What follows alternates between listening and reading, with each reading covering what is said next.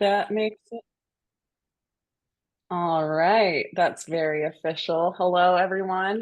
My name's Hosanna Rubio. I also have started going by Zan. I'm non-binary, so just going through a whole lot of life changes at almost 40, which is a wonderful time to just start over.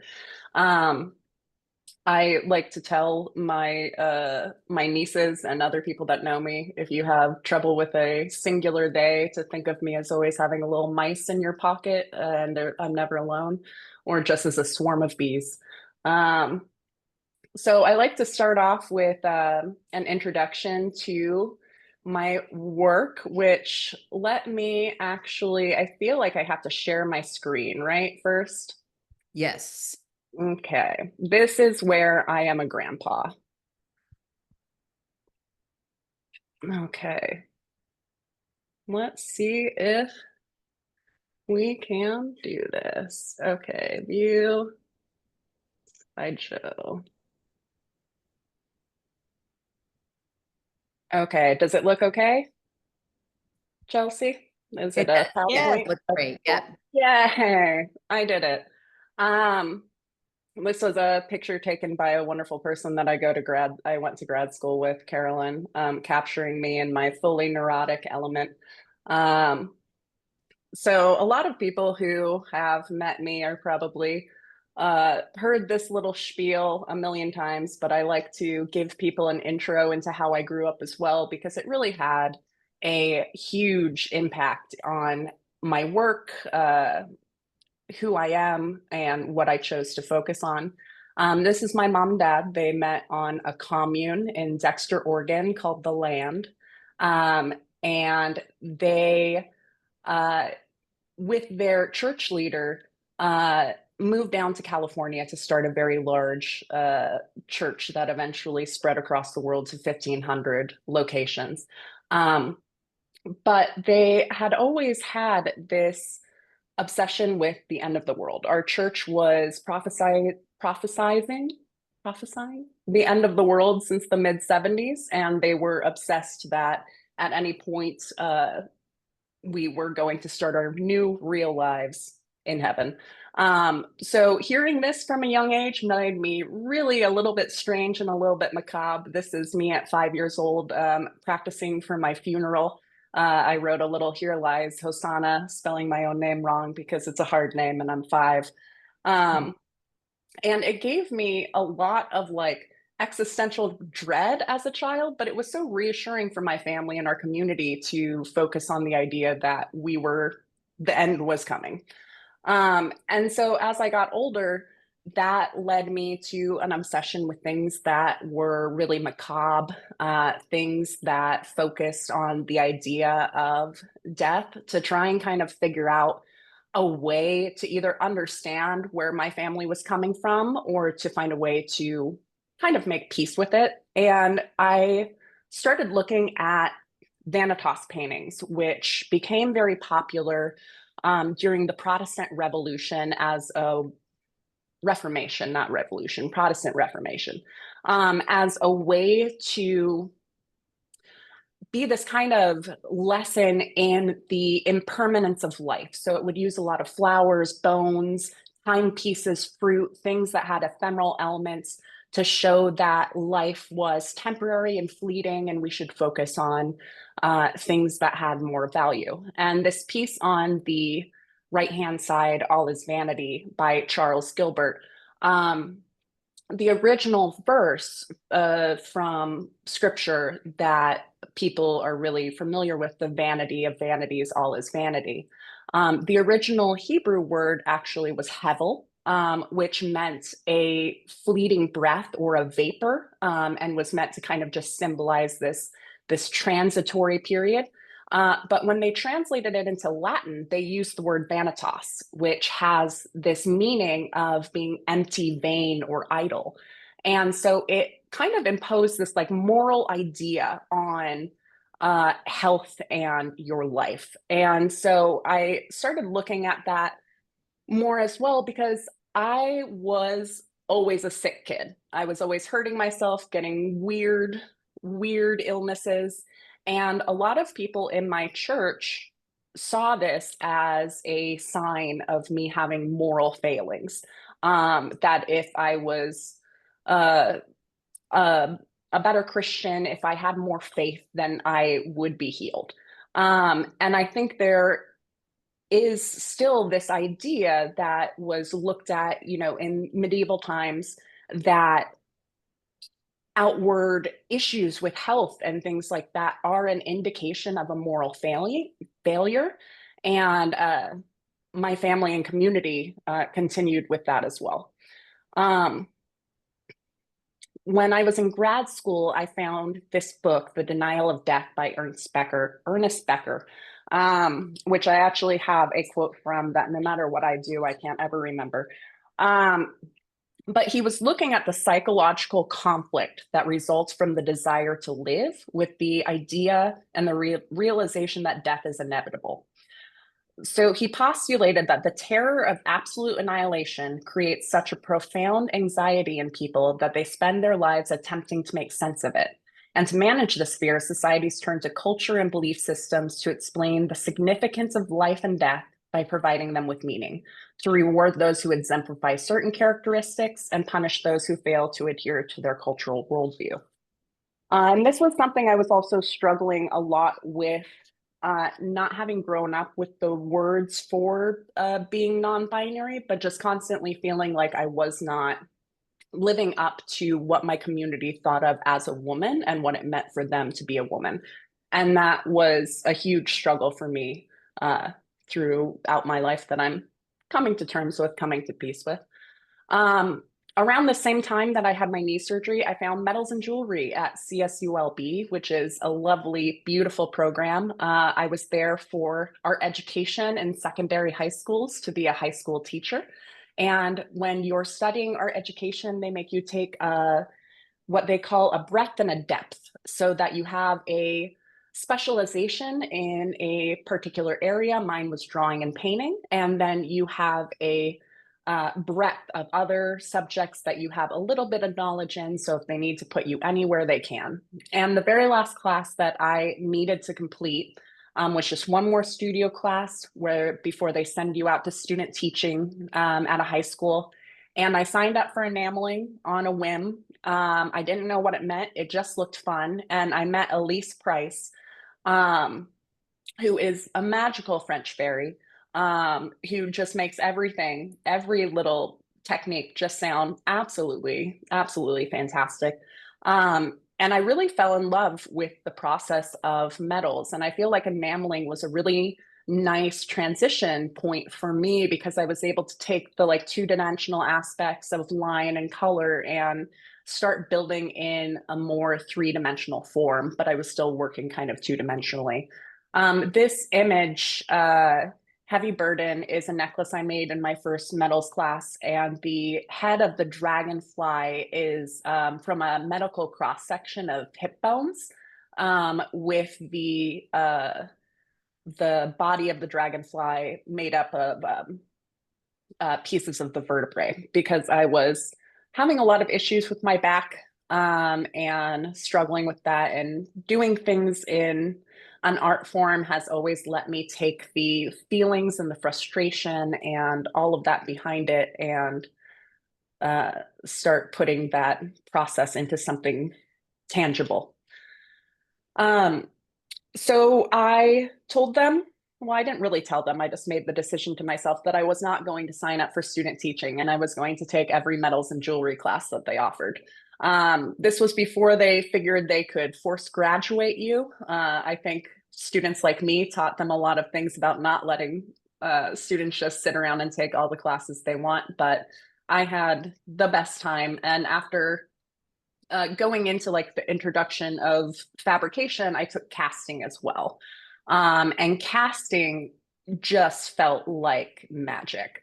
Being able to take this object out of wax and to replace it with something with actual solid metal just felt like I was a wizard. I was really interested in these are street poles and street lamps. um, I was one of those kids that just always had an overactive imagination. And so I would look at the street lamps and the telephone poles and think of them as like almost like veins or tendons. They were connecting house to house and person to person. And we had built this system that spread across everything. And I thought they were very interesting. So this is my little telephone pole carved out of wax that I cast. And the very, very small wires are the little sprues that we use for, I believe Rachel calls them paranoia sprues, the little vent sprues that aren't meant to be actually used for things. And the telephone poles would come up a lot in my work as I went in through casting. And I just really like building these little objects. It just feels really fun to start with just this little block and try to carve the object out from it, which it just feels really satisfying for some reason for me. I kept going with casting at CSULB and then brought it into my grad work as well. This is from the first casting class I took, looking at the idea of the same material being used in kind of a natural form and a less natural form. But this ring I carved out of one solid piece of wax so that it goes all the way around, and then disconnected the top from the base so that it would cast in one piece but have that gap in it. I kept going with casting in other pieces as well. This is called Green Consumption, which has little air plants in it. And this piece lasted for quite a while until one of the cats I was fostering went and ate all of the air plants out of it. I don't know why, but they really just loved the dangly bits and they chewed all of it down to nubs. It was very, very sad. But living in California, you're very aware of water consumption of the plants that you're using. And at a time, it was becoming really kind of trendy where you can see new, like whole businesses being based around the idea of consumption and trying to prevent overconsumption. How could a cat resist that? I don't blame them. This piece, What Lies Beneath, I also live near quite a lot of oil rigs being off of the coast. And so I wanted to make a little piece looking at that. So this has a fabricated top out of copper, a little bronze cast piece, and a silver bezel cup that I carved to kind of look like waves coming up out of it. And then a Montana agate that had these little inclusions that looked like oil drips. Again, another one of the oil refineries that I drive by in between my drive from Costa Mesa to Long Beach every day. And just kind of looking at textures that had like an appealing and a repelling juxtaposition into them. I find those things that kind of ick you out a little bit, but also draw you closer, a really fun thing to play with. So the frame around the outside of the painting is carved and drilled holes on it so I could rivet it in. And then the piece in the middle is wood painted with acrylic with a woven fine silver Etruscan chain. These pieces as well were carved from blocks of wax and then molded off of a syringe. And down the back of it, it starts with the full pieces in the front and then transitions to getting much smaller and smaller. I was, as an adult, going from my professor father's very nice health insurance to my new health insurance, and was finding out that not everyone got the same thing and wanted to look at that. The hip bone pattern comes back in my pieces a lot throughout the years. The one on the right, it has a lot of different carved elements combined together. And when I finally kind of had access to actual doctors, I discovered that there's a whole new issue in Western medicine outside of, having a family that doesn't want you to access medicine. Now you're in a system that doesn't necessarily want to make you better, but wants to sell you things that will just manage the symptoms that you have. The hip bone pattern came back in my grad work as well. This was a series of brooches that I made utilizing laser cut paper. The middle of the middle piece is an X-ray from an X-ray of my wrist that I cut and captured. And then the two pieces on the outside are enamel that I burned my hair into because I am an art goblin. The X-rays, I only have a limited amount of them from the printed X-rays that I have access to, but the uh, pieces that I've tried to capture were looking at meaningful parts of my body, but I was also attempting to kind of break it down into the abstract to look at kind of um, more shape and form within the body and have that feeling, but removed enough that it takes you a little while.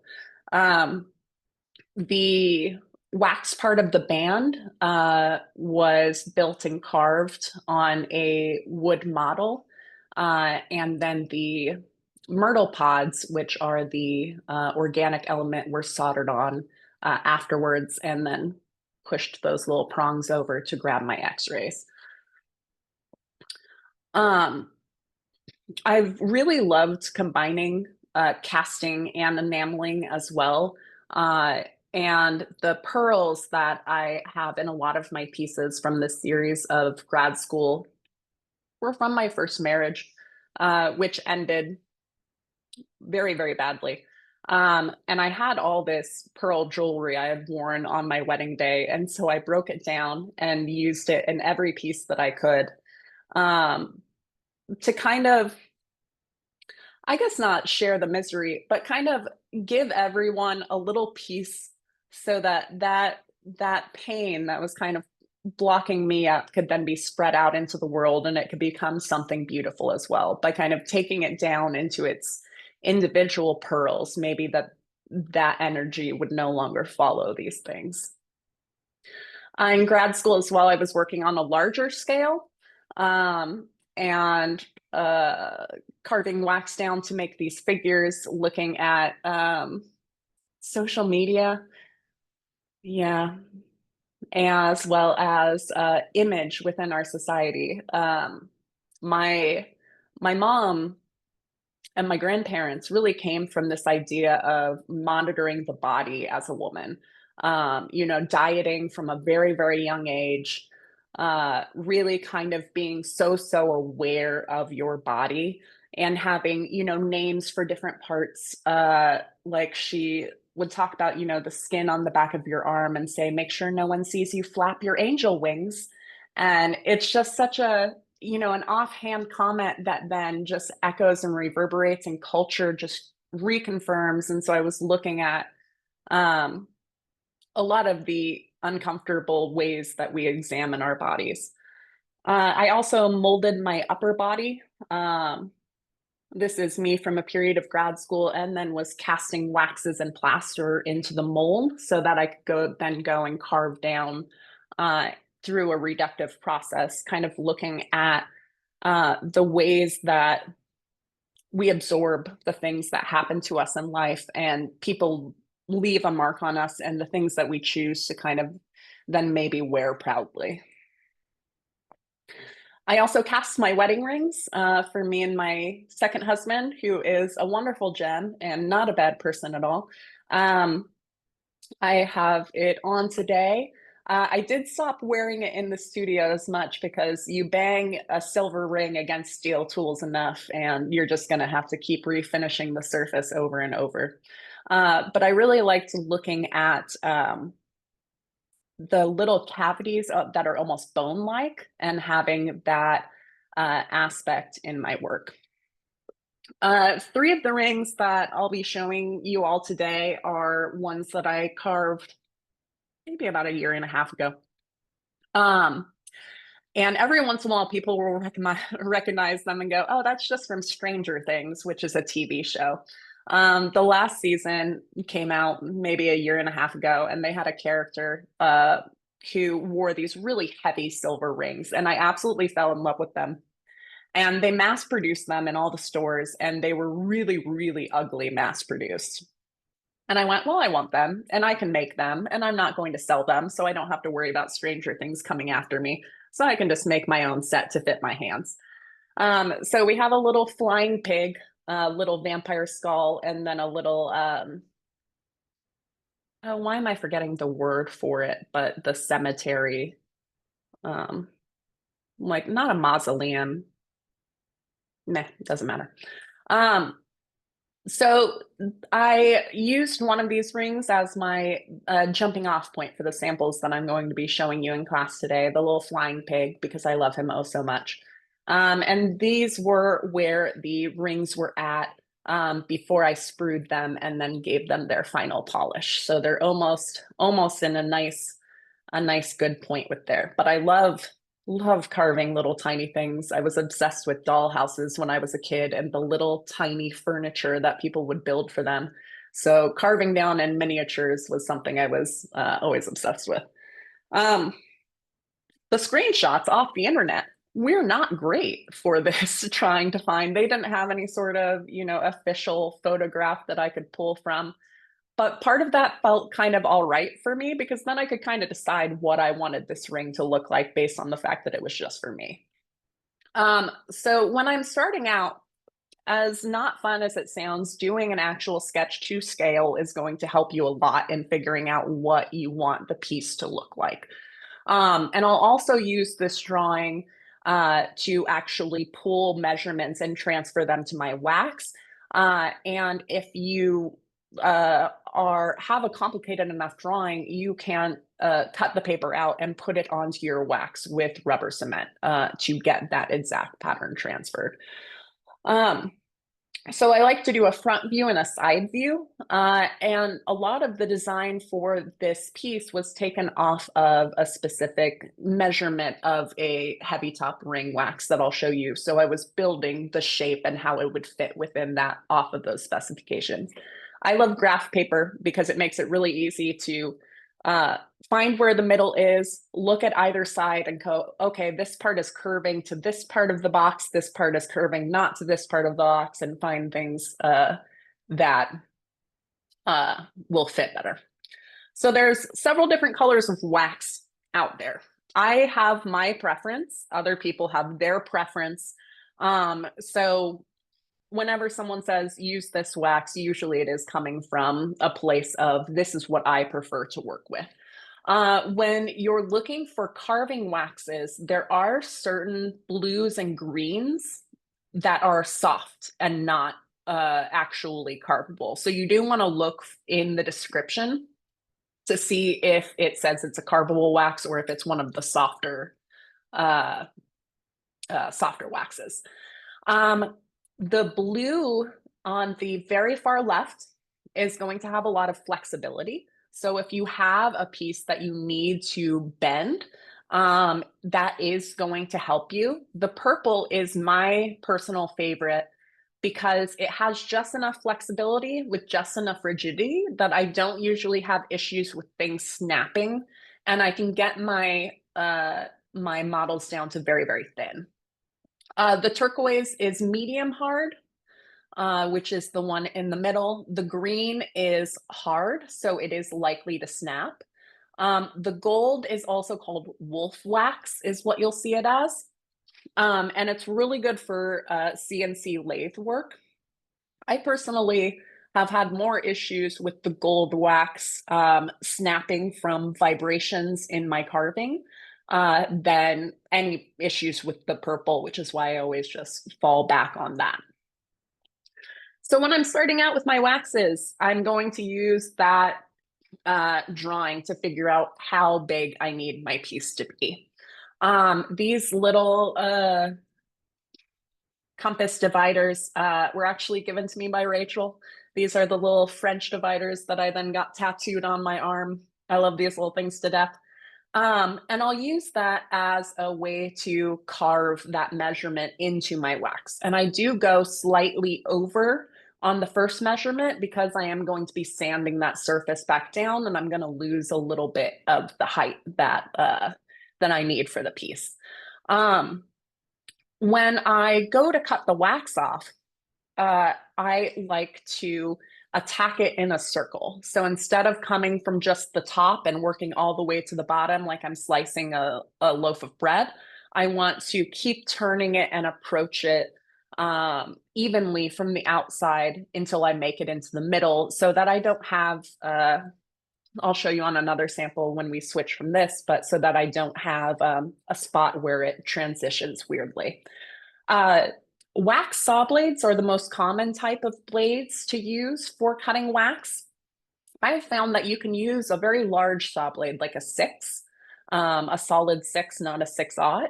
And it's big enough that it's not going to get gummed up, and it doesn't have quite the same issues that wax spiral saw blades can do. They kind of want to travel. So when you cut it from all sorts of sides, and if you've ever taken ceramics, it's very much like when you take the wire and you slowly garrote your little plate or cup or whatever off the table, in that you want to come at it from all angles so you end up with a more even surface. And this, before I transfer my design over, I will always sand down flat, especially if I want to put the design on with paper. Having that flat surface is going to help you a lot. Whenever I sand anything, I go in figure eights because the human body loves to have a little bit of a preference for where we put the pressure on. So if you're moving in a figure eight, chances are you're going to get an even surface instead of accidentally slightly sanding your piece on an angle. And I'll also alternate kind of where I'm holding the model from so that I even that out even more. At this point, I'll usually go through and size out the middle of the ring, and I'll find what size I want my piece to be first. This is a Grobe ring sizing wax mandrel, but I've also used the ring sizer itself to mark the circle and then go in with my saw or a file and file down until I meet that circumference as well. When I am using the wax ring carver, I do slightly undershoot when I'm going for, because I used to always carve it out to the size I wanted. And then you file, you sand, you clean up, and all of a sudden you've got a ring that's a little bit bigger than what you intended. I like to use the same compass to then draw a little grid onto my piece if I'm not transferring the paper directly to it.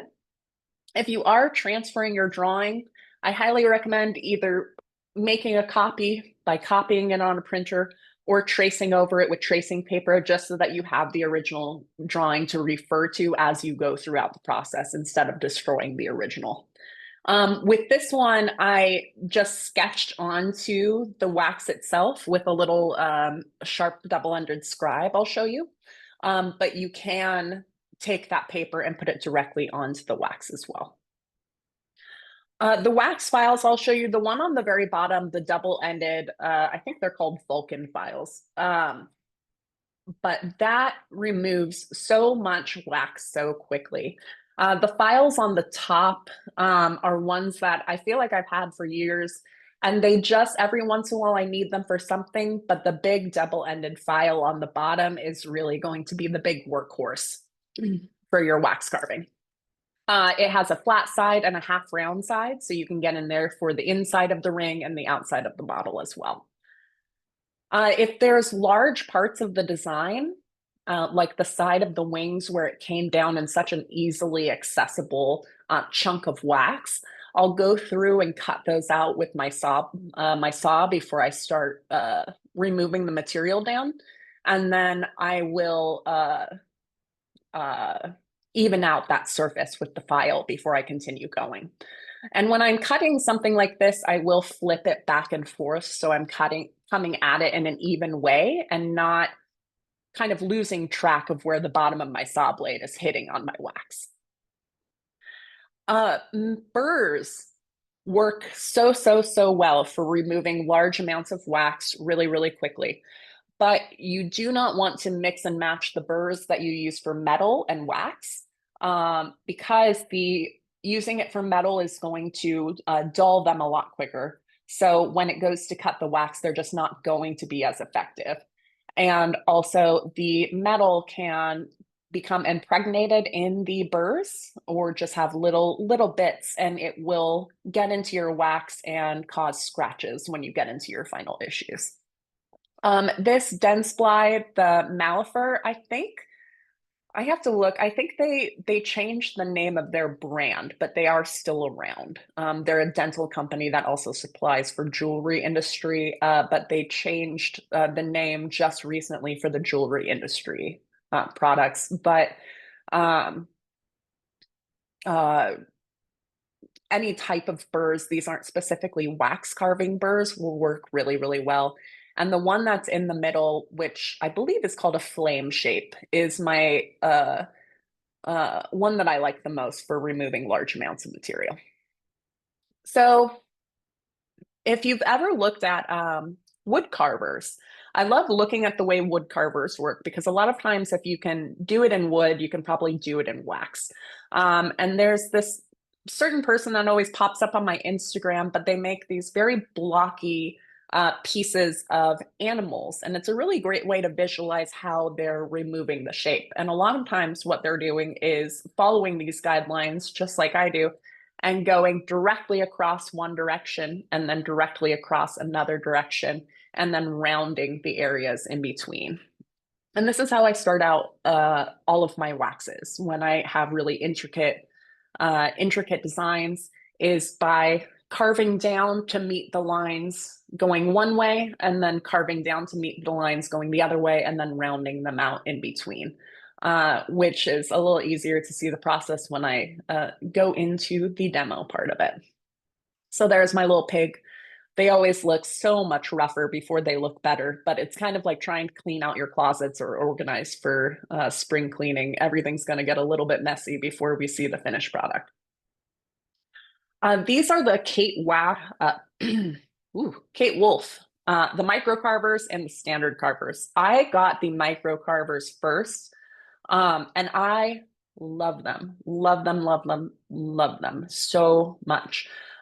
They are definitely something that can be a little bit more of an investment. I feel like the micro carvers are about 115, and I think the standard carvers are about maybe 180 or so. So it is a little bit of a pricey tool, but they are also sold individually.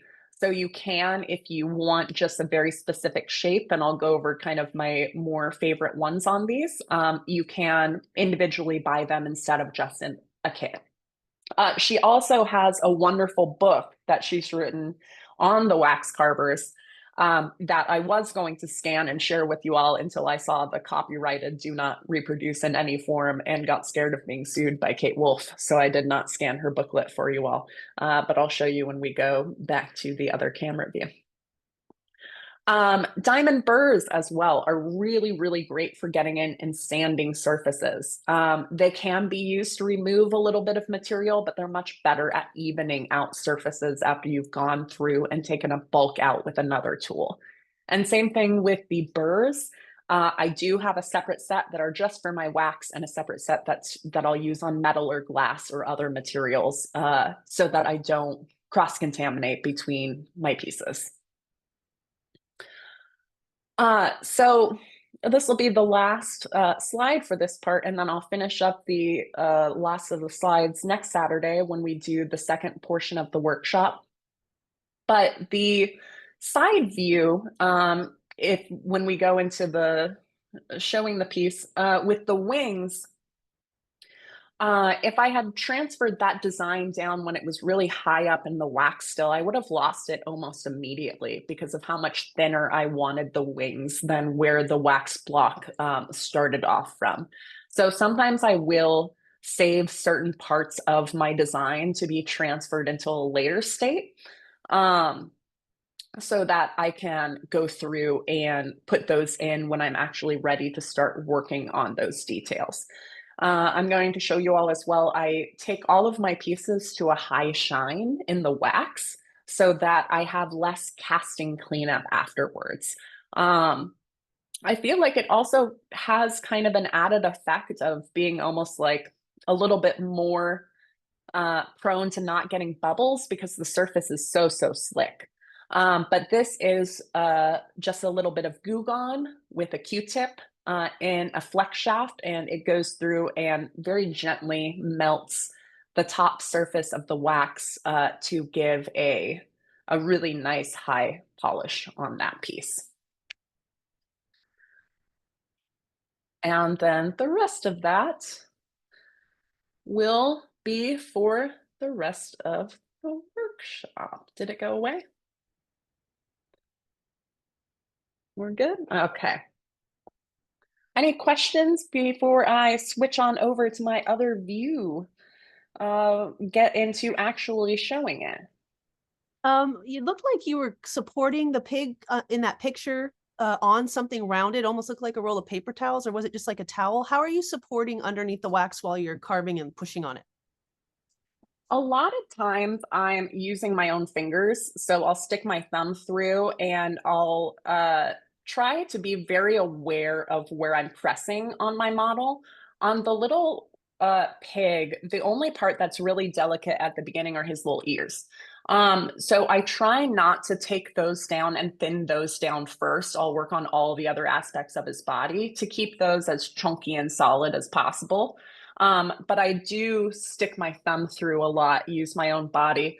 Um, and then as well, a little wooden dowel with a little bit of painter's tape around it also works really well as a sizing tool for building models off of. But having something on the inside does help. With the purple, so far, I have yet to accidentally snap anything. But we'll always see. But I think with the pig, I think it might have just been something I put there because I was trying to take a photo with my Makes sense. my other hand. Thank you, Zan. Thank you, Rachel. All right, let's go on to the little guy. Oh, can you focus, my baby? Can you? Can you? There we go. Oh, are you gonna do that the whole time? Yeah, it does not want to focus. Let's see. You gonna try? Eh. Oh my gosh, what is it grabbing onto? Okay. So this is my little sketch of my little dude, the little guy right here. Wow, why does it keep going out of focus?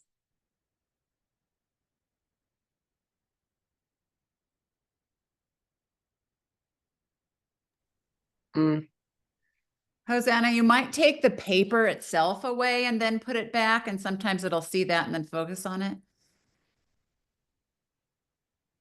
yeah, it's like, oh, That it's like trying to focus and then it unfocuses, which makes me think I'm trying to like figure out what it's actually grabbing.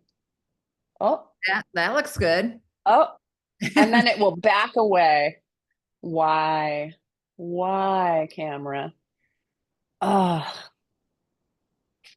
do you have something on you? I think last time I had like a little water droplet on its screen.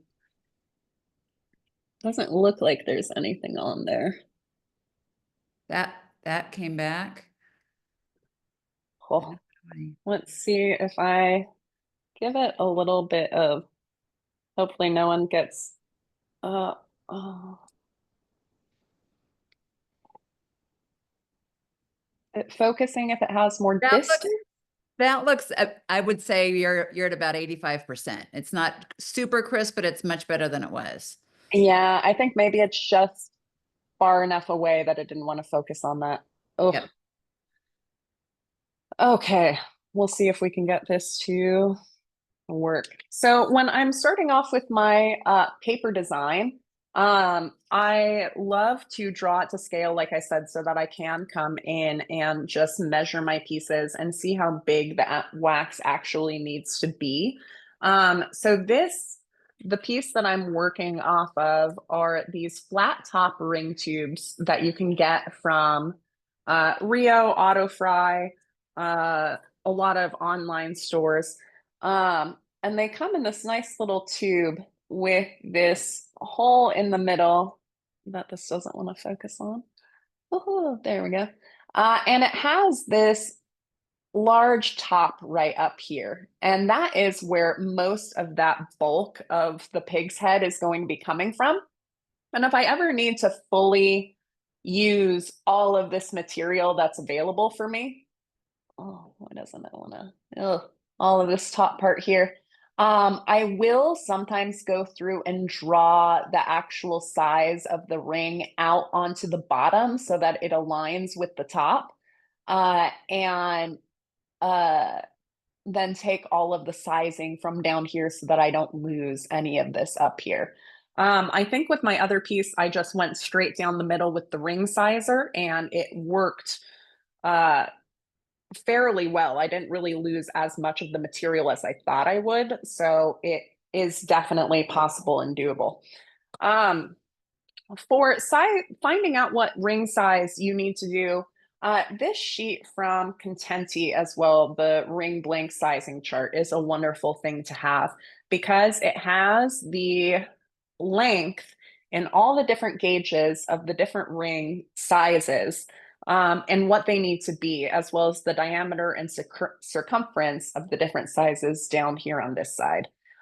So if I ever need to find out exactly how big of a difference between what my wax is at on the inside and what I want to end up at, I can absolutely do that math and use my compass as a way to measure out what I need to do.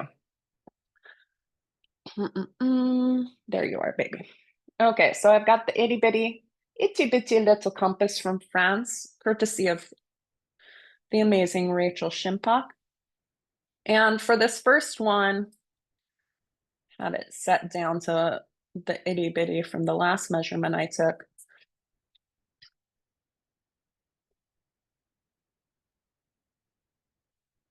Let's see. Okay, so I want to measure a little bit over what I need. I'm just making it bigger. Because I know I'm going to be losing material from the sanding process.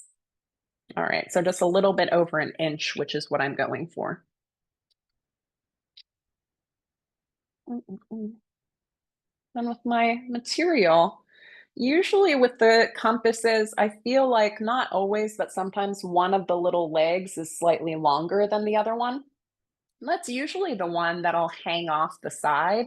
But if you have a little leg that's maybe sharper than the other one, I'd use that as the piece that's going to go in and gouge out your metal.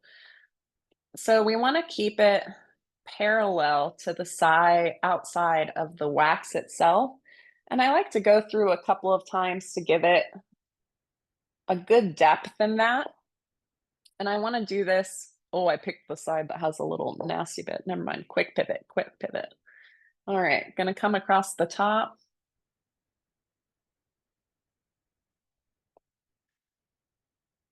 Gouge that line out. Come down the side. Whee. Gouge it. Switch to this side.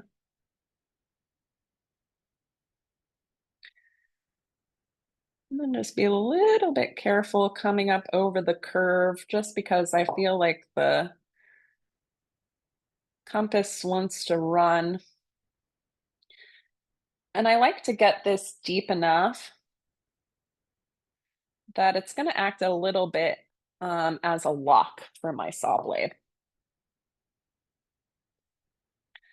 And I want to make sure that both ends of the top part especially have a nice little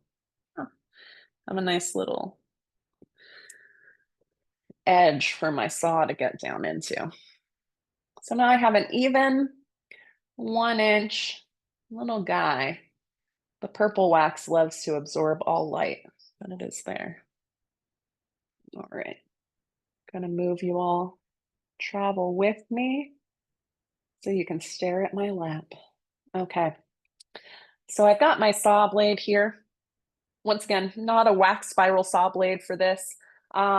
With waxes and woods, the material really can gunk up saw blades. So we have spiral saw blades, which look like this. It's a saw blade that's been pinched and twisted so that the blades and the teeth are coming from all different directions.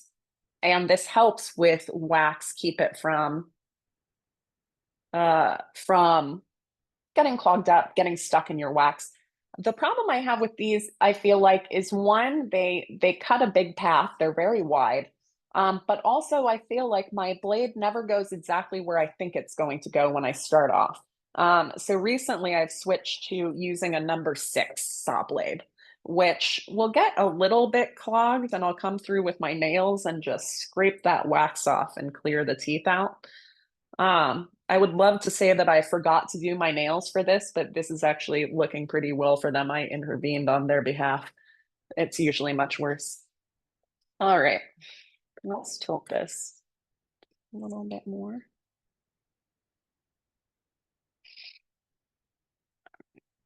Look in the gut. All right. So when I am starting out with cutting my material down, I really do want to make sure that I've got that line nice and evenly built in. So I'll do very similar to when you're trying to like file in a line for doing a bent seam or a 90-degree angle. And I'll get the beginning of my corners established and then use those to lock in the middle. And I want to come around nice and evenly all the way around the outside. I don't want to try to carve it like a loaf of bread, or what you'll end up with is something like this. Somewhere in the middle, it likes to travel, and you're gonna end up with some weirdness. I can never do it well. It just is never successful for me. So sometimes on areas that I feel like I know I might not be able to get a good clean cut all at the same time, I'll do little stitches. I'll come in with my blade and just deepen a little mark and then go to right beyond it and do another one, so that when I come in with my blade, I know I've got a nice established trough that I can't quite slip out of.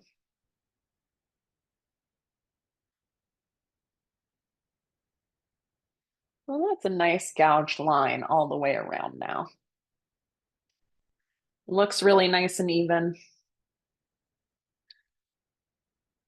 Immediately tried to mess it up.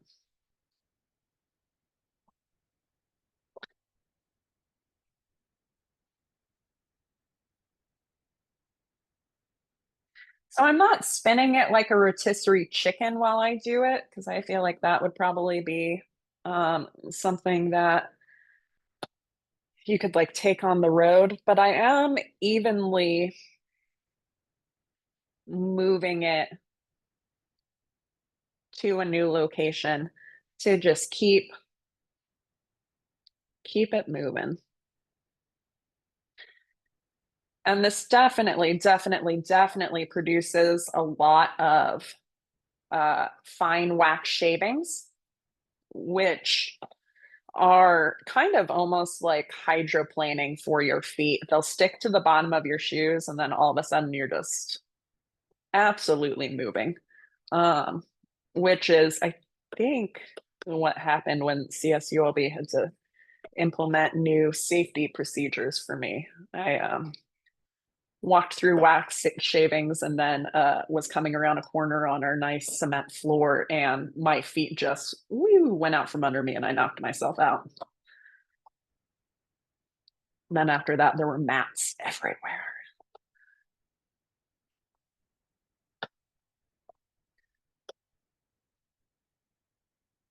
Right. This part is definitely the least exciting.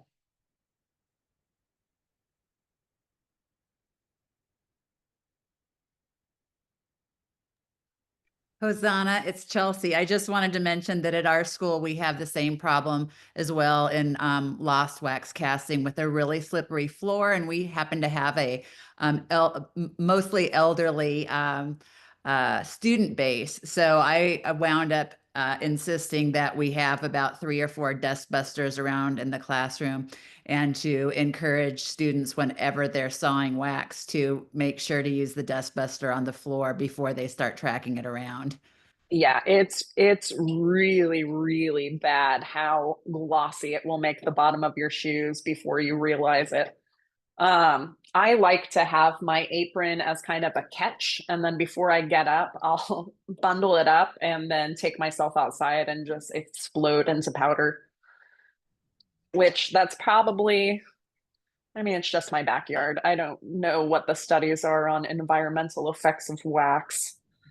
Hopefully, I'm not becoming an ecological terror. Probably, I would recommend us putting it in the trash, but That's a good idea, though, with your apron catching it. yeah, I bundle it up into a little bindle before I move, and just take it all. You could then just take it to the trash can. I'm making a good depth around the outside, and I feel like there is a urge at a certain point when you can feel it getting deep enough to then just do the bread.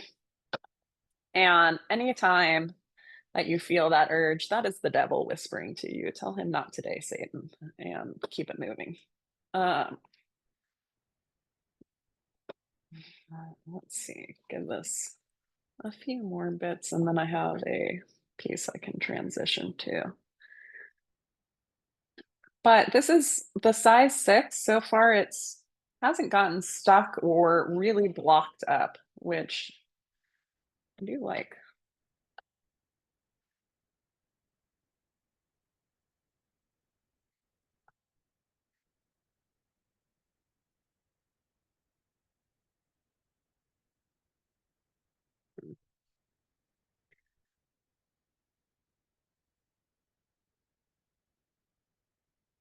By hanging off the edge like this, I can kind of transition more to a 3-dimensional way while still looking at my front line, side line, which is nice to be able to have a little bit more movement. Oh, I felt it pop through. Uh-oh. Okay, last little bit.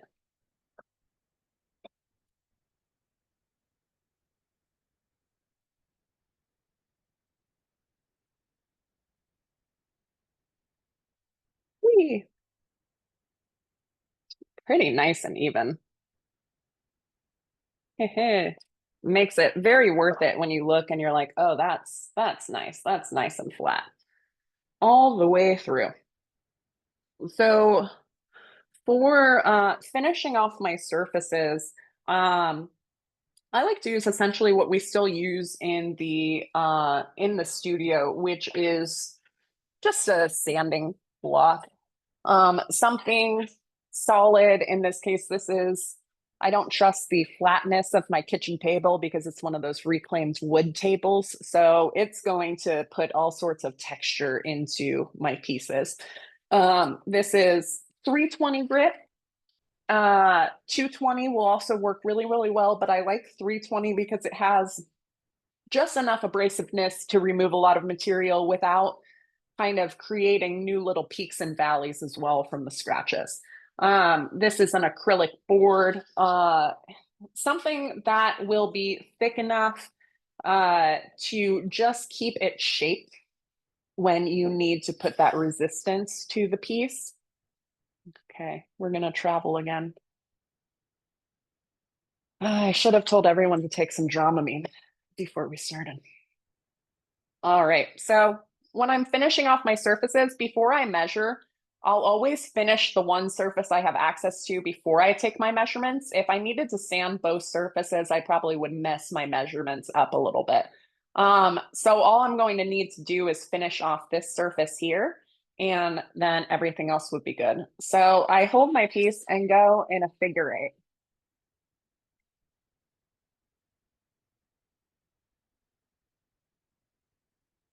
And again, just like with any of the other things, you don't want to mix paper that you're going to use with metal with paper that you're going to use for wax. So sometimes I'll write back on the back of things and just put wax so I don't have to question whether or not it's being used for something else.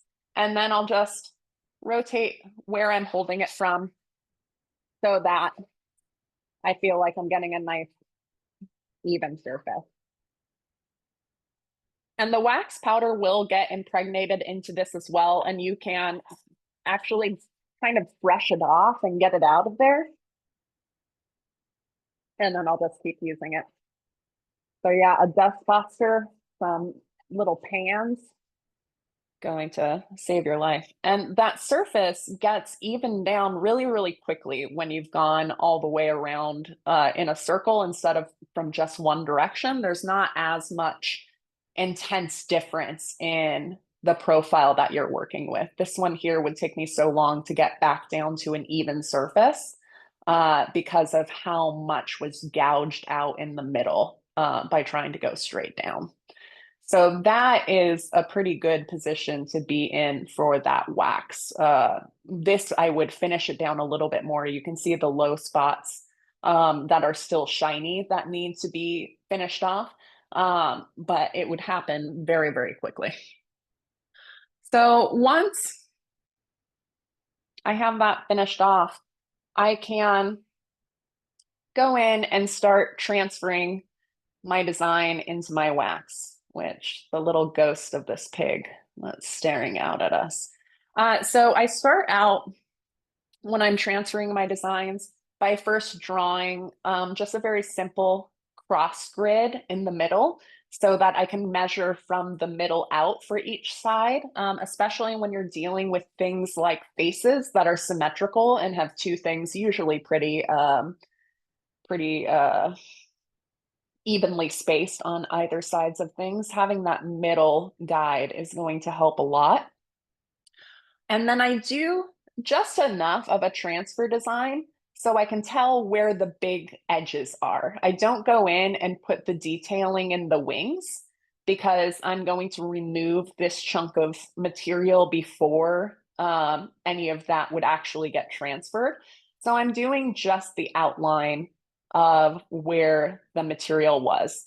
And with this, I transferred it instead of the paper just by going measurement by measurement off of my wax and going, okay, or my paper design and going, here's the middle of his face. How many millimeters above the middle is the eye? How many millimeters out from the middle does it start?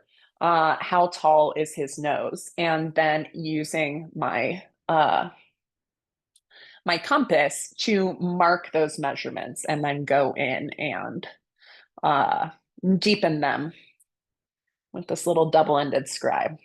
The wax tools as well also have a scribe in them. So if you do get that set, there is a piece in there already as a transfer piece. So for this middle of the ring, in the design, it comes down to basically the halfway point. So with a lot of other rings, I feel like we design them so they evenly kind of come up from the middle. But with this piece, the way I was using the material, I was removing a lot more from the top than I was from the bottom.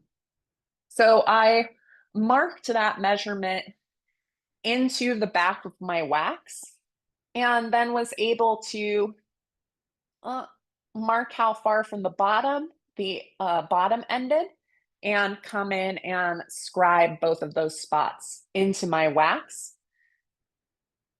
And then use the little scribe to kind of just gently scratch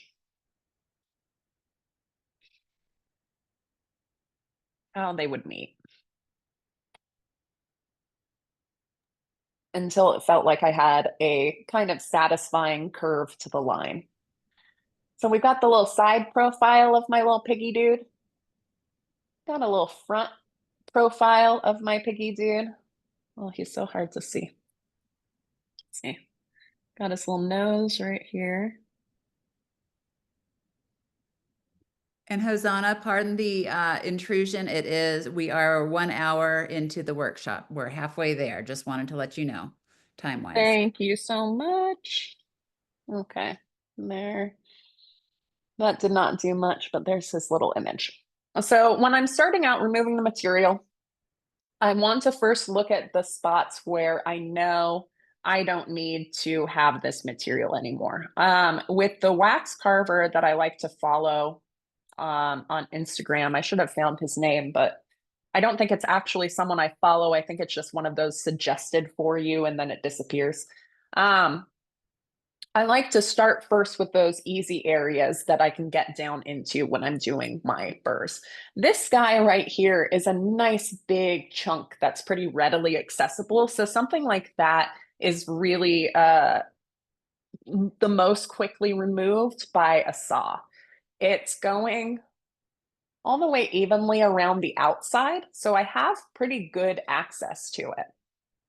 So I'll come in first with that spot.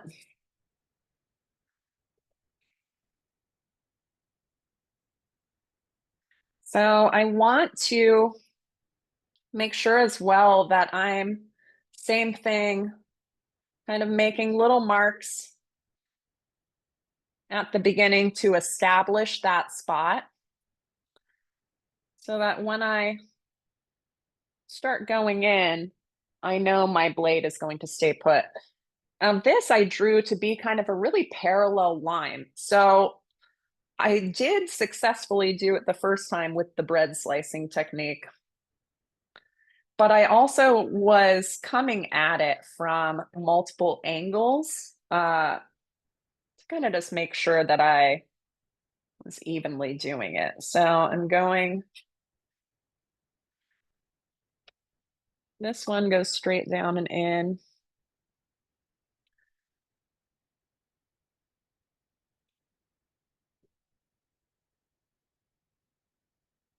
I'm also not sitting at the right height for sawing, but.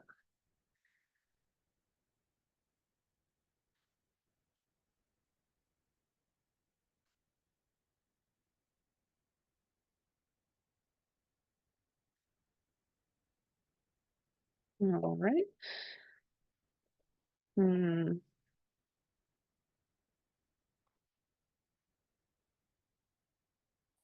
Hmm. And to think of the best way to do this so that you can also see what's happening. That's probably the best way for me to be able to hold it. So it does have a slight angle to it. So I'm trying to keep my saw blade in that angle that I feel like that material is actually being removed from. And then I'm going through and just double checking how I'm falling on my projected path. I can go in.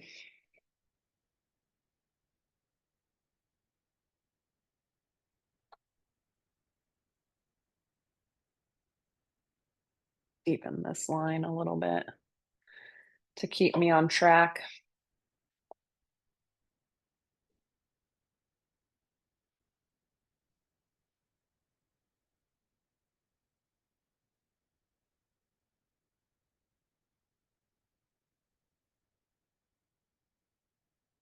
And then switch to the other direction as well so that I'm more sure that I'm coming at the right angle.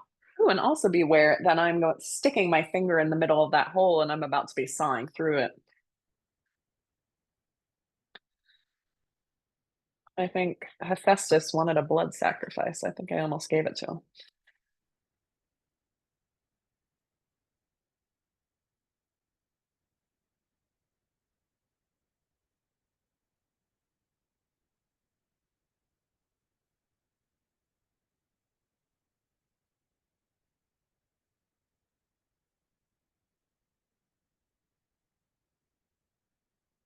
Mhm.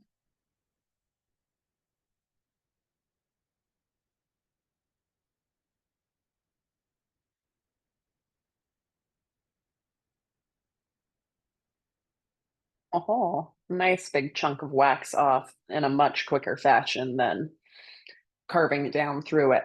But I only do that if I feel like I'm really confident that I can access that part of the material in an effective way. So I've got my little wax files. These dudes have one side that is coarse, one side that is fine, which is lovely because then you can just flip back and forth as you need to. They do get pretty, they can get pretty clogged up. So I do recommend every once in a while coming through and just cleaning them out so that they're working as effectively as they can. Um, And for this piece, I want to just make sure that this surface is even before I go through and start actually removing material. So just like with regular files, they have a direction that they're based. So I'm not necessarily picking it up and pushing it back to the area, but I am trying not to put pressure down as it's coming back towards me so that all the pressure is only happening on the push away from the material.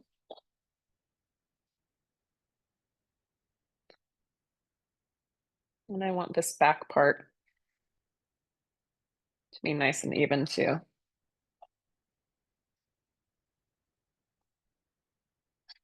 So that he is even before I started off. All right. Looks good. That's a good amount of material gone already.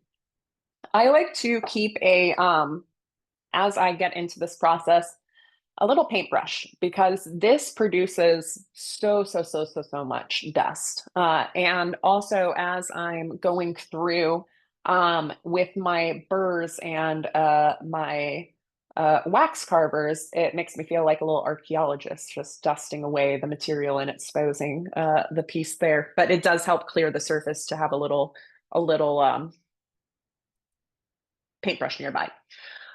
So normally in my studio, I have a regular Fordham flex shaft for working inside my house. We have this lovely Dremel. It started making some funky sounds. It's many years old. And so I went to look for my other backup Dremel and realized I had given it to another student at some point. So panicked went and bought this little dude on Amazon. It's a little Hardell.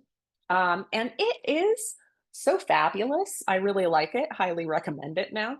But it's just a handheld. It doesn't have a wire. It charges. Has a lovely little light on the front and comes with multiple collets for different sizes. So definitely a big fan of this guy now. Some of these Dremels will have different sized collets that you can switch in and out to hold smaller or larger objects. So I always double check and make sure that whatever piece that I'm getting has the option to change out collets so that I'm not stuck with whatever the default for this piece is. For these dudes, they've got a little guy in there that protects them from their top, and I do like to keep them covered because everything in California loves to rust, and North Carolina as well. These little flame burrs, I do like to pick a size that feels like it's going to be big enough. I don't like it to be so huge that I might accidentally remove more material than I need to. But this little dude, I think is about maybe 2.5, 3 millimeters. Let's see. Looks like, yeah, it's about 2.5. Could I have a digital caliper and make that more accurate? Yes, I could. But this, for some reason, the flame burr, I really like it. It has a nice little tip. I can get more into the belly of it with the curved end behind there. So it gives me some nice options to work with my piece. So this guy, I always end up holding them like pencils, and this is a huge pencil to hold. But when I try to hold it with just the fist, I feel like I don't have enough control. So I always go back to pencil, even though with how big this dude is, it does make my hand hurt a little bit. There is options for the Dremel to have a little thing slide on there and nut down so that you're holding something down here. If you have hand issues or any like issues with your joints, definitely recommend just getting this little handle to pop on there to make it a little more ergonomic. Okay, hopefully this doesn't get super loud. Okay. All right, so one of the first things I want to start off with is big, satisfying chunks. We've got this little spot in between his ears, and what I want to do is just go straight back. I'll start off with taking it down to the edge of the drawing.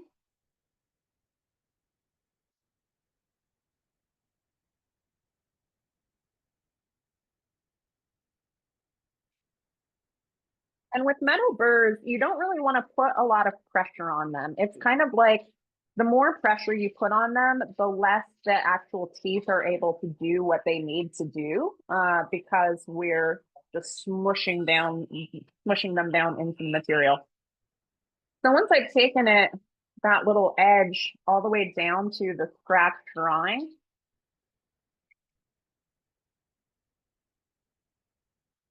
then I'll go straight across.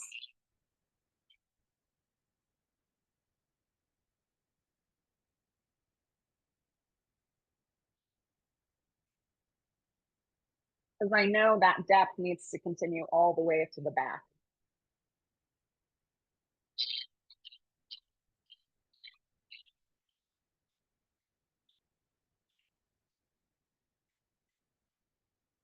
I also like to use my pinky. I have a tremor in my hand, and also I've had just slightly more caffeine than food, but I like to use my little pinky finger as a way to stabilize how I'm moving between my wax and my material. And birds like to run, so I always try to be aware that I don't want it to run too far.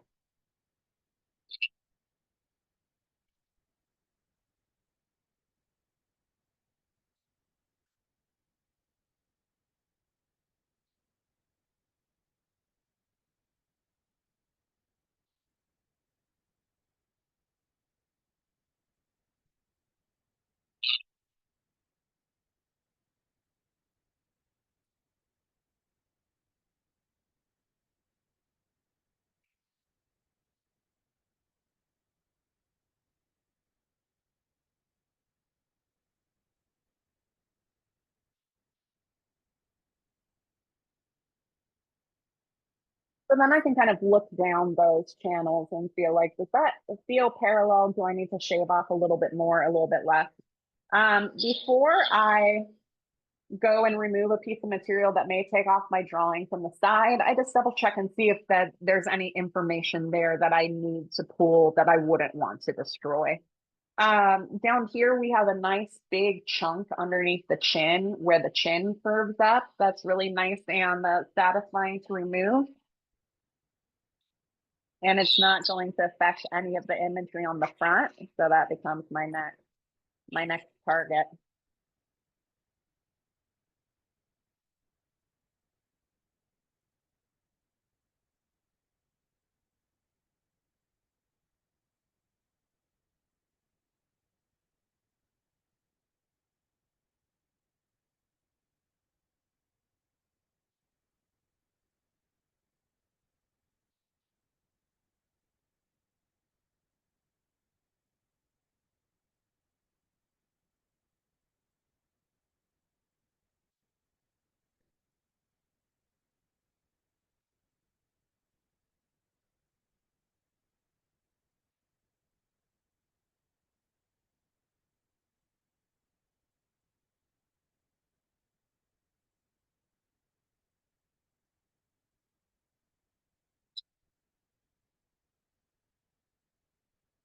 And if you are using a paper pattern that you're transferring on, I do recommend using the paper and tracing the lines with an X-Acto knife or something like that to then transfer the design into your wax and then removing it before you do this process, just so that you have a nice, good visualization and so that you don't kind of like catch the paper and rip it away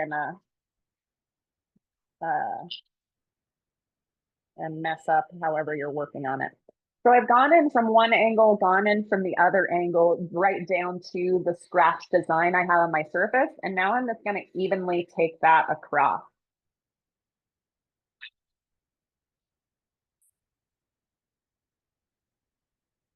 And this becomes a nice way for me to kind of like address those big old chunks and figure out what needs to no longer be there. So that image feels this. So they go through a period at the beginning where they look a little bit like Minecraft characters.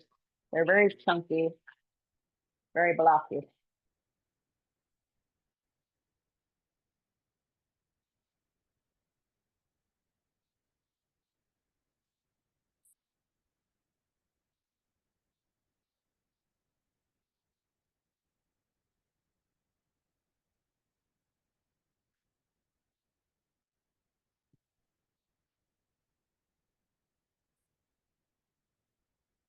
But yeah, you can see with waxwork just how much it produces. So definitely with your students and yourself being aware before you track it all throughout your house.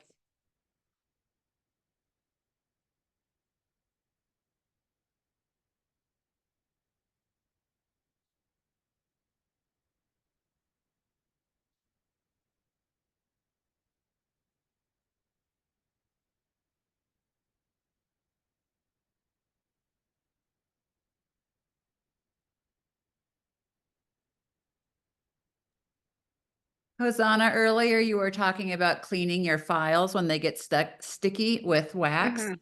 And do you just use the standard metal file cards, or do you have any other tricks and tips for cleaning out a sticky file?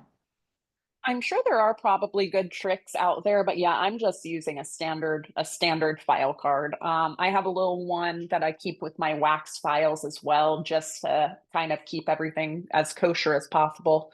Um, but yep, just a little dude, little standard dude. Doesn't even have the fuzzy part. It's just the little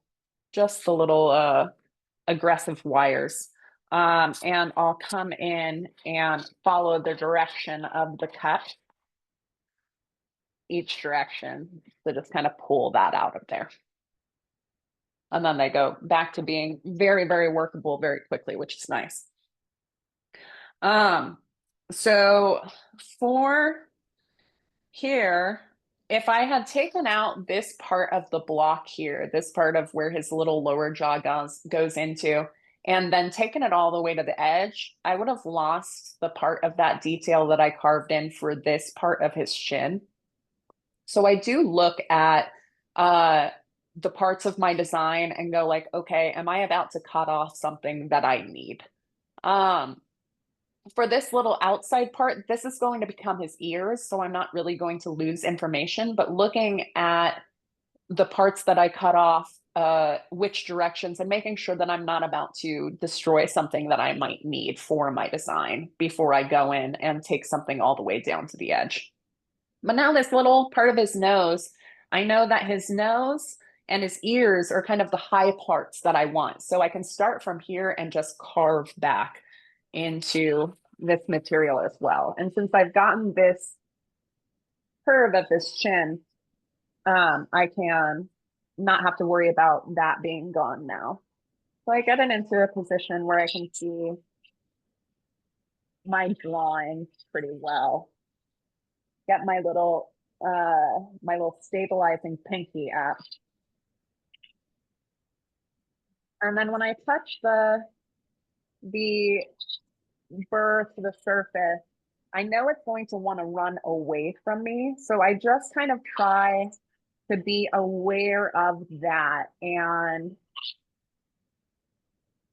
not lose control of it as best as possible.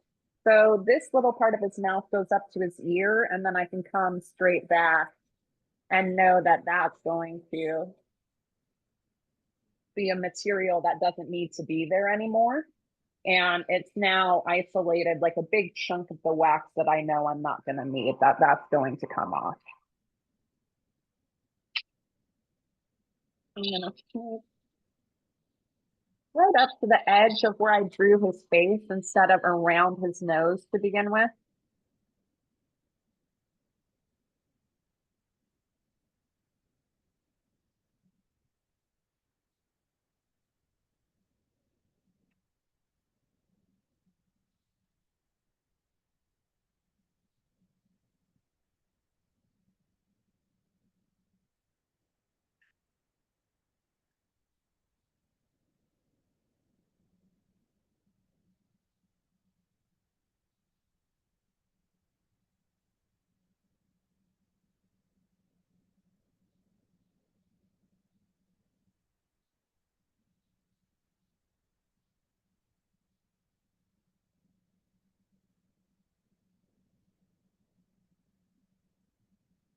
So all of this material in between the ear doesn't really need to be there now, but I do want to make sure before that goes away that I've gotten this feeling pretty parallel so that I feel like I know that that material is equally coming out, so that once I've lost that side of the curve, I feel kind of confident on where I've left things.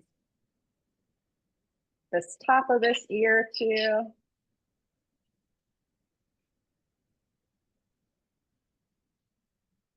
Need to be there. Well, if I come down to the side, then I can follow that across and knock that whole amount of material off.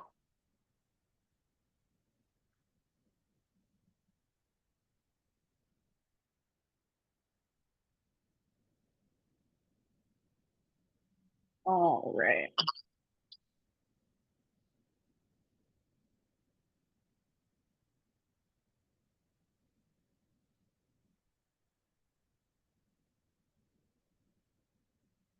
And I'll start kind of just creating this little block shape off of that, removing the large chunks that I no longer need, going one direction and then the other. Once I've gotten it into a spot where I've gotten all those kind of materials removed and dealt with, then I'll start going in and detailing out just a little bit of the pieces of the face so that I have it in there with me. Oh, actually, I almost messed up my own thing. So I have the side view of his little ear. And I actually want to make sure before I go too far back with this that I have that part of the drawing.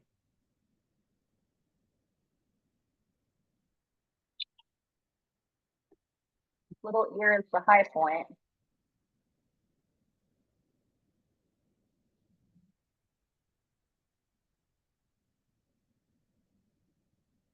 And that's where the wings will start. I know that all of this material down here is not going to be as much.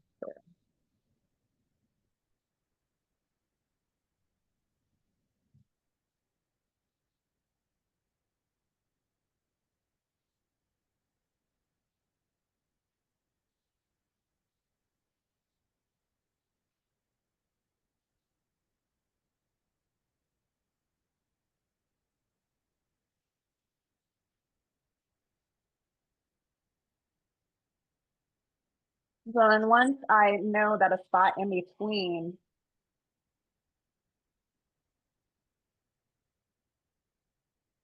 where the ears are and this part, I can start removing that material as well. Just where the kind of rounding out the corners of where these two very geometric things are meeting becomes a little bit more natural. So it's kind of closing that curve off.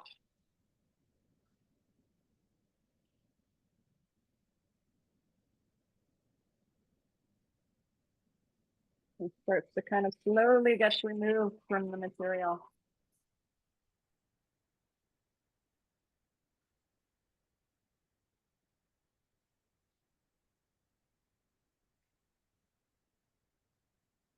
So with this wing design right here, I'm going really far down into here to create the depth for this little head to pop off.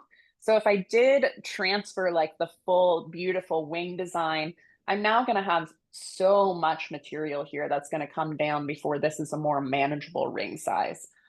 So if I spent a lot of time really transferring all of those details, I would just end up destroying them at this point in the process. So I do kind of think about those things at this stage of what do I need to do when. I normally, before this process, would have also sized the ring, but this, I forgot I had not sized this piece. So on here, I have took from my ring sizer the size of the ring that I wanted to shoot for and had put it down, I think it was a 9, placed it down and scribed the outside rim of the circle into the wax by lining up the top of the ring with where the top of that circle started and showing the little half crescent moon, the little crescent moon sliver that I wanted to remove from the bottom. That's if you're going to be sawing it out or filing it out or removing it and you really, really want to use every little bit of this. But these little dudes, the Grobe ring sizers, are a really fantastic way to remove a lot of material. I find them a little bit hard to get used to, just in terms of it feels a little awkward for me, but they remove it so quickly. And these holes, I think, are about a 5 to start with. They're pretty small holes, maybe a 4. So when I start out, I don't want to try to force it in too quickly because I feel like I'm just going to get it stuck in there. So I'll go from one direction and then I'll also approach the ring from the other direction as well, because ring mandrels are always a cone. So we want to make sure we're not creating a little cone-shaped opening. And then, like I said before, I do like to kind of undershoot the size that I'm going for. If I want an 8.5, I'll stop at an 8 to account for a little bit of the filing and sanding that always happens in this process. And then I lose a little bit of material. I feel like with these, they cut both directions. So if you do ever feel like you're getting stuck, I will twist one direction and then the other until it feels smooth and I can take it out of there.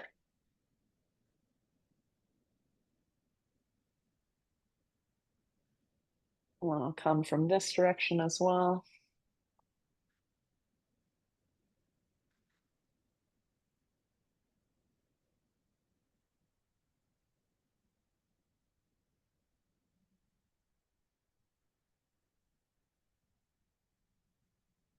And it creates these lovely little wax curls that I feel like I want to try and cast or do something with, but who knows if that will actually happen.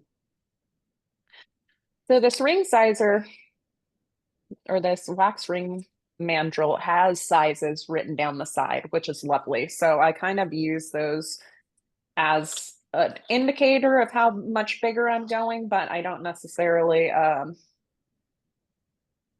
rely on them fully, although I have noticed that they feel pretty accurate. So I'm just gently going forward just enough for it to move it forward without trying to force it through, kind of like with drilling. You want to put just enough pressure to keep it moving, not so much pressure that it gets wedged or snaps or breaks.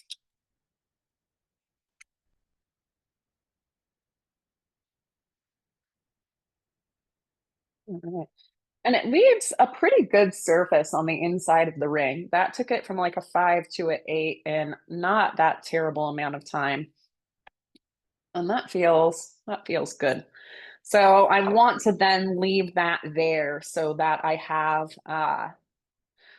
enough surface to kind of account for some of the sanding. And I didn't really lose any of this top part of my piece. I lost the littlest gouge on the back of his head. And that's about it. I suppose if you were going up to a 13 or something very large, you could lose more of this material off the top, which you wouldn't want. So that could be something to watch out for if you need to keep a lot of the surface behind. So after I go from one direction, the other direction, and then start curving out, what we end up with is something that looks a little bit more like this guy here. So for this piece, after I had identified all the sides that needed to be removed, where do you want to focus on?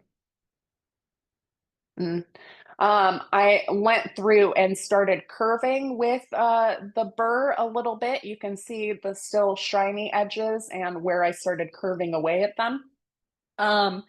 And I'll usually start something like that by going like, okay, I know his little nose is the highest part for that piece. So I want to keep that as the highest part. And he has a little curve on his snoot on the inside where that's going to come in. So I know there's going to be a little low part in the design there.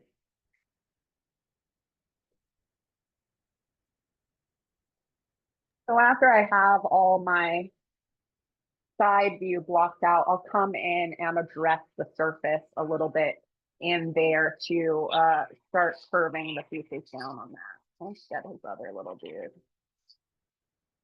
Out so you can see. And then like Rachel was saying with supporting the wax to make sure that it doesn't snap or anything like that, with something really delicate like his little ears, I'll wait to kind of go under and thin that material out until I've done a lot of the more aggressive work with my piece so that I'm not overburdening my thin areas.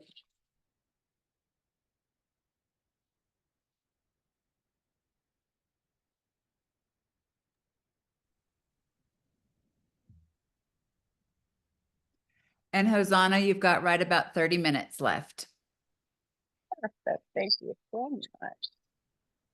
Okay, there's the bottom of his ear.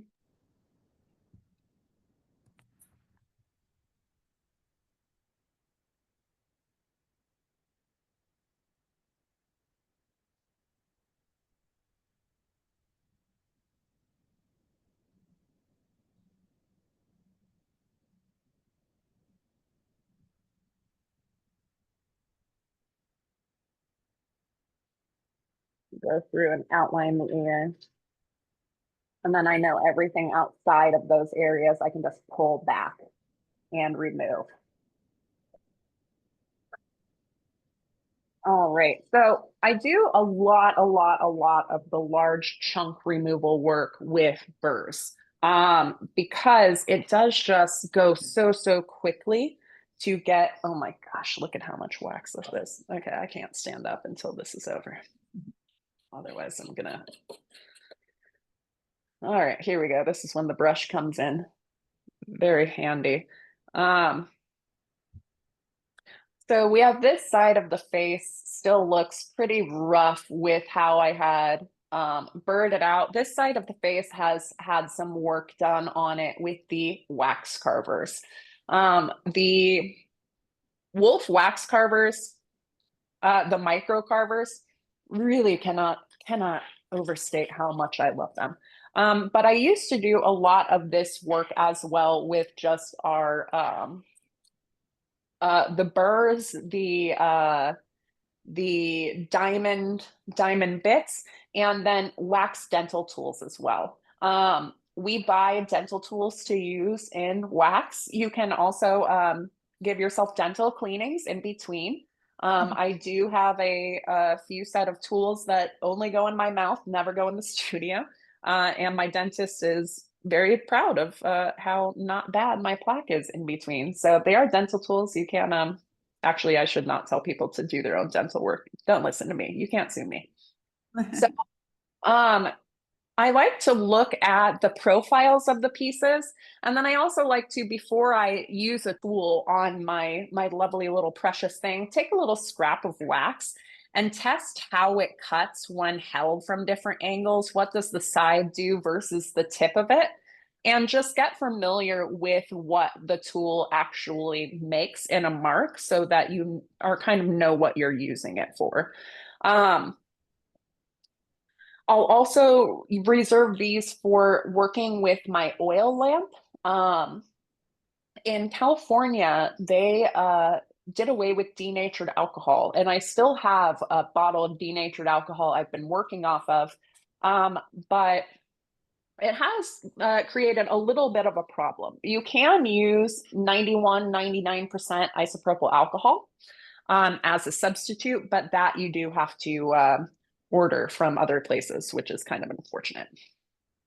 So for the Wolf wax carving tools, like I had mentioned, she does have this wonderful, beautiful book that I think you can buy separately that goes through the different tools and the marks they make, but also then has some really lovely like step-by-step tutorials for projects using her wax carvers, which are really lovely and informative as well.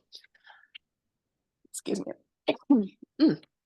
Okay, so one of my favorites of the wax carving tools, if you just wanted to buy a couple and not get, oh, sorry, that makes the worst sound, are the 45 degree. It's a little 45-degree triangle that comes up like that. It's fantastic for marking straight lines and right angles into pieces. So I'll drag it straight along flat when I need to even something out and come down straight at an angle to make really nice, lovely V shapes. The other one I use the most often is this little kind of medium rake hollower. It has kind of like a spoon shaped tip.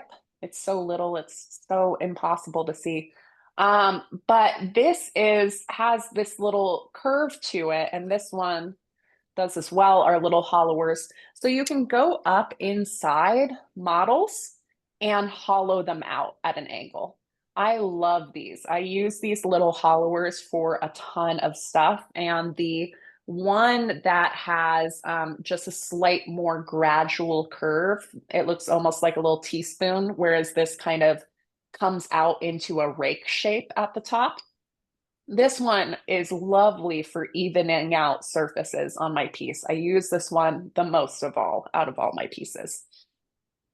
So I like to, when I'm trying to even out a surface and I need to figure out what I need to remove, a lot of times I like to follow the curve of the object so that I feel like I'm kind of almost like building the curve into it while I carve it down. So this side has had just a little bit of burr work and not, it's much more rough looking than this side.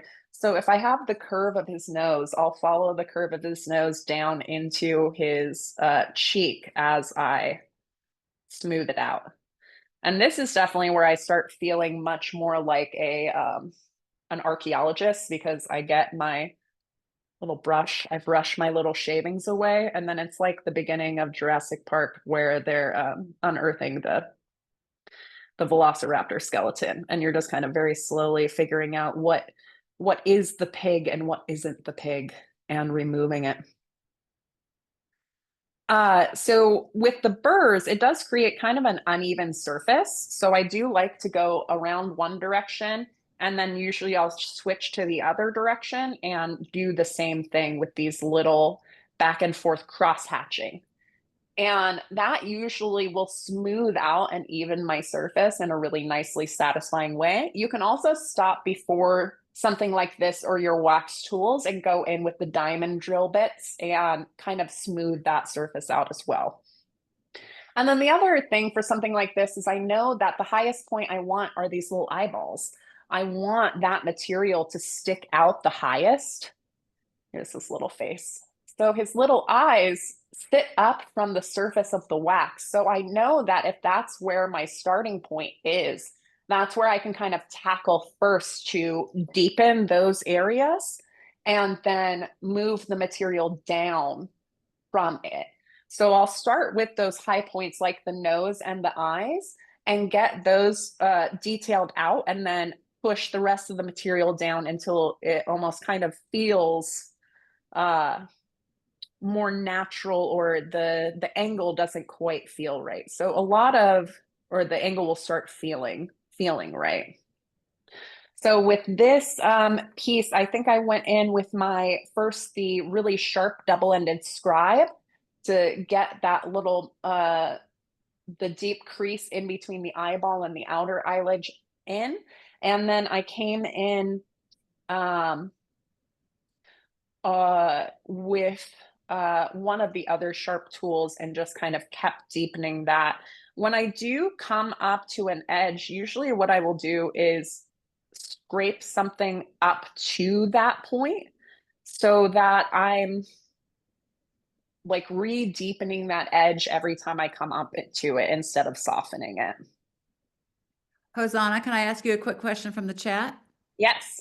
Are these carving tools that you're using from the micro carving set, or are they from the regular size carving set? These are the micro. Last ones that I just showed you are the little babies. I love the micro for jewelry size. The regular standard ones are pretty big in comparison. So they have a much more recognizable profile in terms of what they are. So like the baby micro one I'm using, this is what its adult version looks like. So the micro one that I'm using is just an itty bitty version of this. So do you primarily use the micro for your jewelry and use the larger version for more sculptural pieces? I do still use these for jewelry, but for when I'm doing, because these work also very well on like larger parts like the ring band, but the micro ones for the scale, what am I trying to do? I'm trying to put this little cap onto there. For the scale that I'm working at and how teeny tiny these details get, the micros are really, really perfect.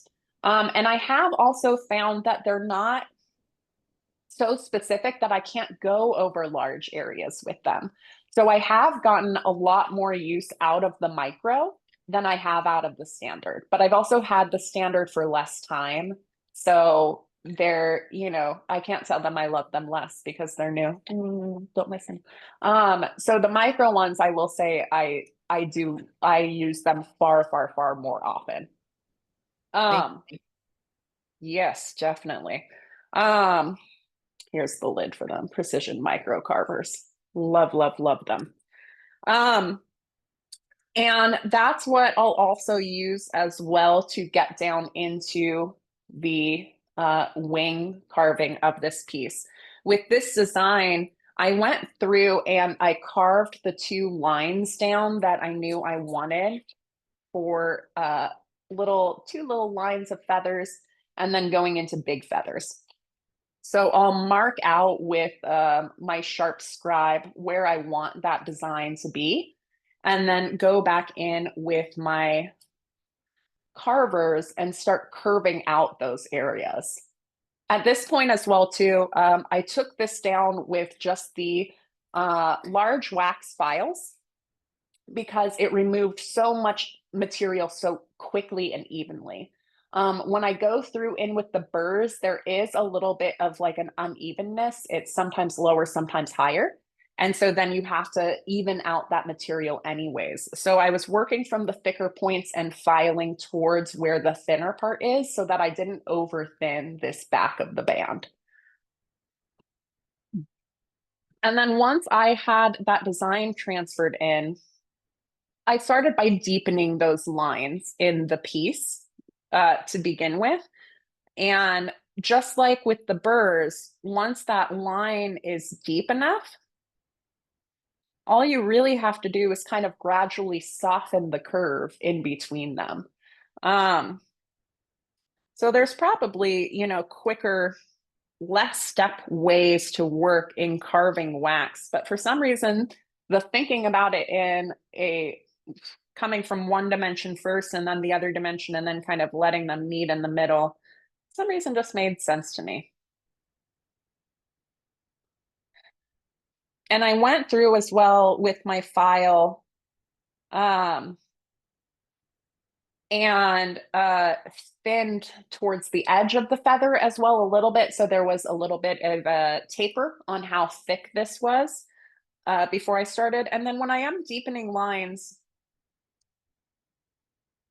I'll go from the line out to the edge, and then we'll occasionally go back and just wedge that last little first part of the line so it has a nice, really deep connect between those two things.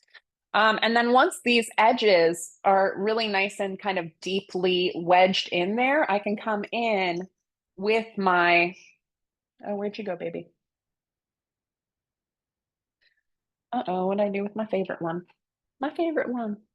I can go in and kind of knock that curved surface down. So I'm just almost beveling the edge with my little wax thing so that it has a more gradual slope.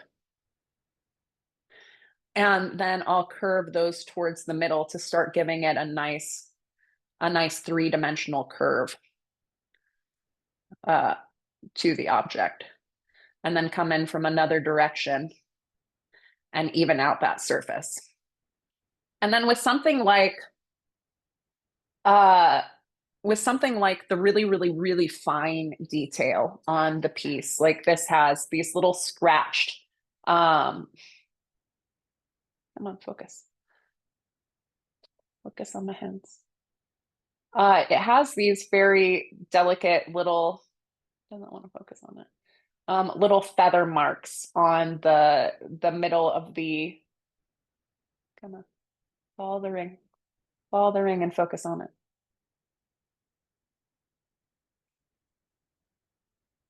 I hate you, webcam.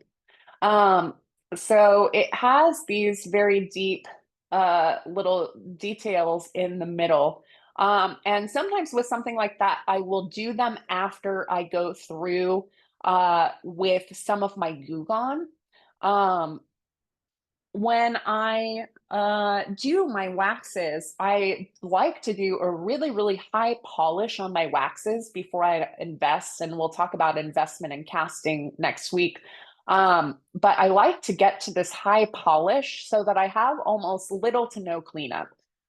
Most of what I do for my pieces when they come out of the casting process is cut the buttons off and give them a final polish. But most of the surface work has been done in the wax itself. And one of my wonderful tips for that is Goo Gone. This lovely, lovely stuff that you can get at the store for getting stickers off of things works so fantastic to polish the surface of a wax. And I'll sometimes do this part of the process before I go in there to put these little tiny details in, because sometimes the Goo Gone might not remove them, but soften them more than I want. So to apply Goo Gone to a wax surface, which I'll show you next week as well, I just use Q-tips that I have cut in half, and then stick the other half into my flex shaft so it will spin and I can go across the surface to get it to a high shine. So this piece had a little bit of the Goo Gone process, and you can see that shininess to the wax. It really does take it to a really, really smooth, polished surface versus what the wax itself normally does look like. And you can go in and do this multiple times. You just do want to be aware that it is mildly melting a little bit of the surface. So if you go at it too many times, too long, you can kind of take some of your details out of there. And then once I have this polished surface, I can go in and add those fine details that give it kind of this more complicated feeling, and it also gives more spots for the liver of sulfur to sit down into and give you that feeling of contrast and movement within the piece. Uh, so for polishing the surface of the metal, sometimes as well, I do not like to do this until after I have my sprue button on, but it doesn't always work that way. I have started saving some of the wax Goo Gone final polish until after I had attached my sprues, because it would make it so slippery that not even the sticky wax wanted to stick on when it came time to apply the sprues. But now I do kind of go back and forth and just kind of deal with it, because I do like to have that really, really shiny resolved surface in my wax as well, so that I have almost no cleanup. We're going to talk about sprue placement as well for the investment period for next time. For the hollower, the little hollower rakes from these mini dudes, and you can see them in a larger form. So we have kind of like a hollower rake, and then a little almost spoon shaped. And that's what these little mini guys look like here. These are fantastic for if you need to remove material from your metal. So with these rings, I wanted them to be chunky. I wanted them to have a feeling of real heaviness in the front. And I also wanted, if I hit somebody with them, for it to be a deterrent and for them to want to back away. So I did not, I go to a lot of punctures. I did not hollow out the inside of these babies because I wanted them to have some heft behind them. But hollowing out your models, this one as well is just solid all the way to the top. Hollowing out your models from the back is a great way to save some of your silver, and also not have just the world's chunkiest babies. So when I'm going through to hollow out my my piece afterwards, these little hollowing rakes work fantastic. So I have this little guy that I have taken through sandpaper, the file, all the process like that. And he has this chunky little top part that I can go through with the angle that these have, which is why it's kind of so nice. These ones have this like, oops, sorry, it has this little sassy tilt to the end of it. And it makes it really nice to be able to hold it like in a normal position and go through and remove a good amount of material with some pressure to get up in and hollow their areas out so that you have less material, less weight for your piece. I do like to also make sure anytime I have another recess going from another direction, that I will kind of hold it up to the light and double check any spots where I'm getting thin, because you'll be able to see the light shine through the wax a little different. This has a carved recess, and you can kind of see how this lip shines a little differently than the rest of the ring, and that's because there's light passing through, showing a little bit how thin that area is. So when I'm hollowing out a spot like this, I like to just hold it up every once in a while to the light, make sure I'm not overly thinning anything out. And then sprues I'll talk about next week, but I do like to kind of ahead of time think about my sprues, especially with something like this, which has texture all along the outside of the band. For this one, I put my sprues on the inside. I had one that is right behind the head, so there was metal going to the chunkiest part of the ring, and another one just coming to the inside to the back of this band because it is fairly thin. So I wanted to make sure the metal didn't cool by the time it got to this place. And also having another support sprue going to a different area, it almost acts as, you know, a spot for the gas or impurities to have a area to escape to by coming back around.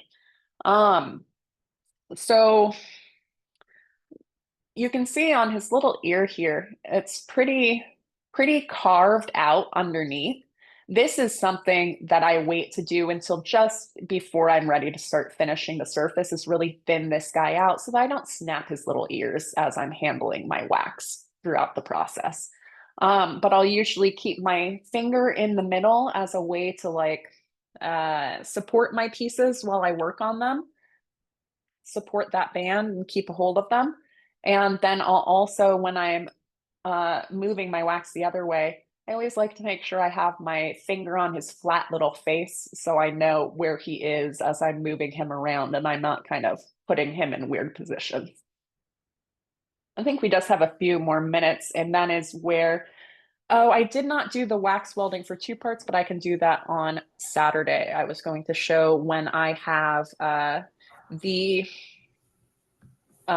this ring was not carved from a big block. He was carved from a little chunk of wax, and then I put a band on him because this seemed like such a weird shape to use that big block of piece. It just seemed like a waste. But we're going to be doing wax work for the sprues next session, so I can just add that in without an issue on the 2-part mold. So if you see that on your outline, I did forget, but we will get there. Are there any questions for this part? I'm sure there's 8 million questions until you can actually get your hands on it and start to move around. Let me move the videos, because I think we are just about at time. That we are. So any other Oh. questions for Hosanna before we wind up for our first day? And also I sent around a link to a Facebook group as well, so you can reach me there. It is a invite only, so I think I only added Rachel before the class started. I'll double check it and check anyone else who's added since then. That can be a place for you to message me, post questions after the workshop, during the workshop, and you can reach me by email as well. And then the next week we'll get into the sprue placement, final polishing, getting that thing in a button, investing and casting, and then final cleanup. But thank you so much for spending this Saturday with me. I know there's protests going on all over the place right now for the absolute hellscape that our world is becoming, but I so appreciate you coming to listen to me rant about my tiny little wax pigs, because that's where we're at here in the world now. Best place to be on a Saturday. Thank you, Hosanna. Yeah. That was amazing. That was so good. Thank you. Thank you so much, Rachel. Thanks, Hosanna. Lots of great jobs and wonderful class written in the chat. Well, thank you so much, everyone. And I'll see you next Saturday. If you can make it for the second session, otherwise it'll be recorded and you can ask me all the questions you need to on Facebook. Thank you so much. Thanks, Love you Hosanna. all. Thanks, everyone. Hosanna and Chelsea, if you wouldn't mind hanging out. Of course. Hi, Becky. Bye. Bye, Valerie. Bye, Rachel. Bye, Gail. Thanks, everybody. Thank you. Next week.